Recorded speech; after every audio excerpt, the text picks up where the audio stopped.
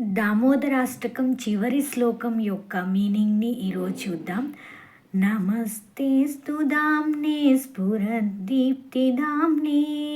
త్వదీయోదరాయాథ విశ్వస్య ధామ్నే నమో రాధికాయై త్వదీయ ప్రియాయై నమోనంతలీలాయ దేవాయ తుభ్యం నమో రాధికాయై త్వదీయ ప్రియాయై నమోనంతలీలాయ దేవాయ తుభ్యం.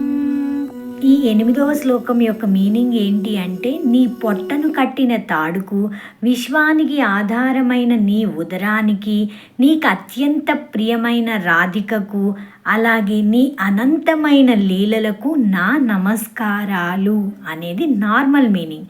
ఇప్పుడు తాత్విక వ్యాఖ్యానానికి వస్తే, ఈ చివరి శ్లోకంలో భక్తుడు కేవలం భగవంతునికి మాత్రమే కాక ఆయనకు సంబంధించిన ప్రతి దానికి నమస్కరిస్తున్నాడు. భగవంతుణ్ణి బంధించిన తాడుకు, అదే దామ్నేకి, విశ్వానంతటికీ ఆధారమైన ఆయన ఉదరానికి, అదే కదండి ఆయన పొట్టలోనే కదా అన్ని భూమండలాలన్నీ ఉండేవి. అటువంటి ఆయన ఉదరానికి, ఆయనకు అత్యంత ప్రియమైన శ్రీమతి రాధారాణికి, ఆయన అనంత లీలలకు నమస్కరిస్తున్నాడు. ఇక్కడ రాధారాణి ప్రస్తావన గౌడీయ వైష్ణవంలో చాలా ముఖ్యమైంది. ఎందుకంటే ఆమె ప్రేమ భక్తికి పరాకాష్ట.